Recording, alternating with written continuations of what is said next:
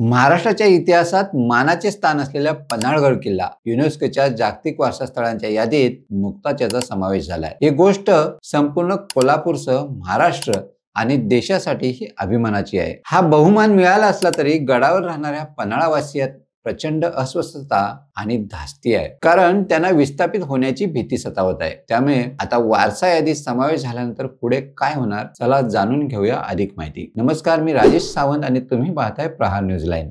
जागतिक वारसा स्थळाच्या यादीत समावेश झाला की गड किल्ल्यांचं संरक्षण आणि पर्यटन विकासासाठी विशेष धोरण लागू होतं। त्यात युनेस्कोच्या काही अटी व निकष असतात। त्यात 100 मीटर परिसरात कोणतीही आधुनिक इमारत, रहिवासी वस्ती, वाहतूक व अतिक्रमण नसावे असे काही नियम सांगितले जातात। त्यामुळे गडाभोवती राहणारे नागरिक, व्यापारी, शाळा व इतर शासकीय कार्यालय यांना स्थलांतराचा फटका बसणार का याबाबत साशंकता आहे। विकासाच्या नावाखाली आमच्या राहत्या घरावर गदा येणार असेल, आमचे पिढ्यानपिढ्यांचे गडावरील अस्तित्व संपणार असेल तर आम्ही ताकदीने विरोध करू अशी भावना इथल्या नागरिकांतून व्यक्त होते। तूर्त प्रशासनाने गडावरील कोणतेही शासकीय कार्यालय, घरे किंवा शाळा हटवली जाणार नाहीत। नागरिकांच्या सहमतीशिवाय कोणताही निर्णय होणार नाही। पर्यटन, संस्कृती आणि रोजगार वाढवण्यावर लक्ष केंद्रित केले जाईल। कोणालाही त्रास होणार नाही असं म्हटलंय। असं असलं तरी आता वारसा यादीत समावेश झाल्यानंतर काय होणार आहे ते आता पाहूया। पन्हाळगडाचा युनेस्को दर्जा ही ऐतिहासिक संधी आहे।